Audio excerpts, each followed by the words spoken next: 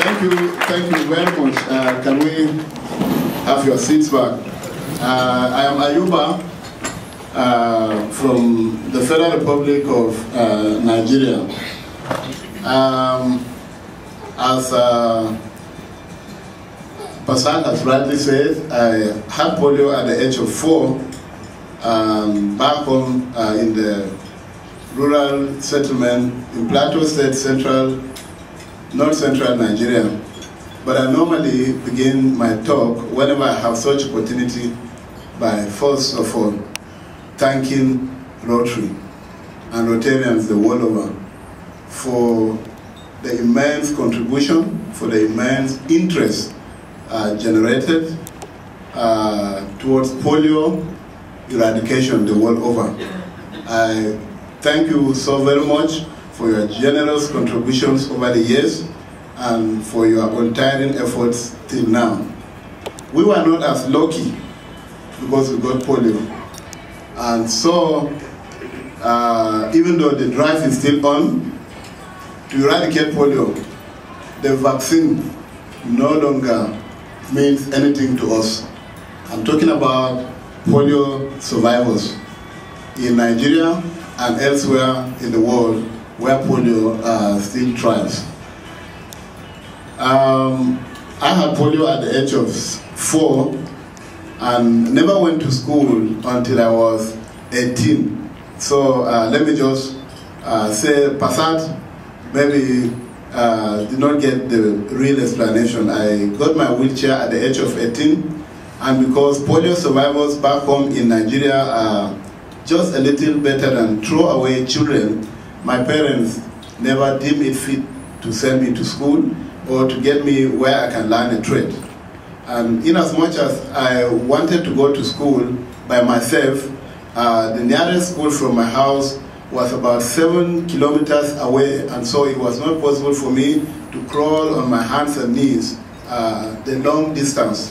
We have smaller settlements in rural Nigeria because most of the communities are peasant farmers who are, using local technology. So they till the ground for a period of time, and when the fertility begins to diminish, they move to a more fertile place, and so you have smaller settlements. So what happens is you have villages A, B, C, and D sharing one primary school. Central Primary School having about 3 villages. And my village, the rule was you need to have about 150 kids in a particular village so you can have a school sited. So the school was far and I was not able to go to school. Now one day my uncle, who lived in the city, brought me the gift of a bicycle wheelchair. This bicycle wheelchair completely turned around my destiny. This bicycle wheelchair completely restored my dignity and gave me a new hope. Because for the first time, I stopped crawling on the ground and I sat in the wheelchair and I could paddle from one point to the other. And with that wheelchair, I practiced it. I got the gift on a Saturday morning, practiced driving throughout Saturday, throughout Sunday, and by Monday, I enrolled myself in the nearest school, 7 kilometers, and went to primary school, secondary school, and then a teacher training school, and eventually in the University of Jos, Nigeria, where I trained as a lawyer. And I would have loved to practice law, to have a beautiful future as a lawyer in Nigeria where lawyers have excellent prospects.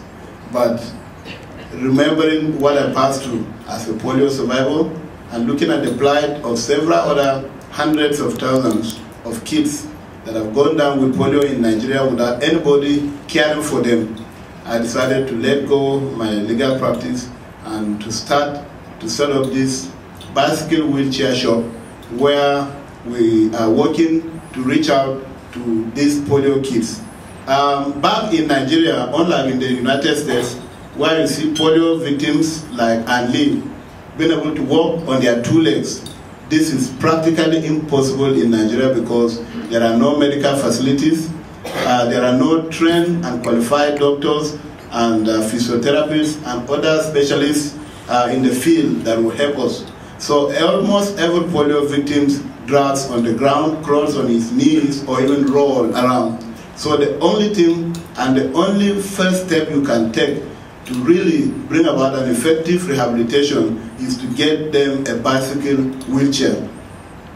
So if you get the bicycle wheelchair, then you have laid a solid foundation upon which every other rehabilitation effort can be built upon.